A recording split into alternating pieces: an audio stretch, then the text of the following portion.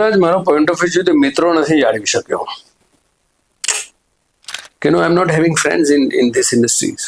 નો no no no, હું ખુલ્લેઆમ કહું છું. Not a single one. Not a single one. Only જે સિનેમામાં હજુ માંડ પગરવ મૂકી રહ્યા છે એમાંના એકાદ બે જણ કલીગ્સ કે છે, વી રિસ્પેક્ટ ઇચ અધર, વી લવ ઇચ અધર્સ વર્ક, એ બધું બરાબર છે, પણ પેલું એક ઇનર સર્કલમાં એક મિત્રતા હોય ને, જ્યાં કોઈ પણ હક દાવાથી કે હક વગર કે કોઈ પણ કારણ વગર 2:30 વાગે તમે કોઈને ફોન કરીને કહી શકો કે ચાલ મારે તારી સાથે વાત કરવી છે, એવા મિત્રો.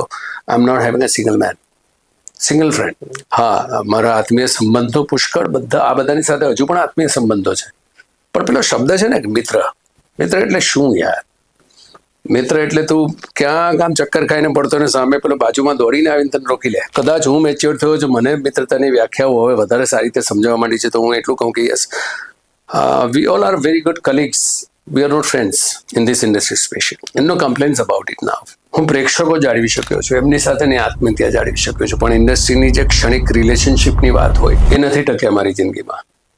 ઘણા બધા નામો છે જે હું કહી શકું કે બહુ શરૂઆતમાં એક તબક્કા સુધી બહુ અદ્ભુત સંબંધો જળવાયા, એ વોર્મ થે હૂંફ રહી, પછી અચાનક એનું બાષ્પીભવન થતા થતા થતા then you become a colleagues.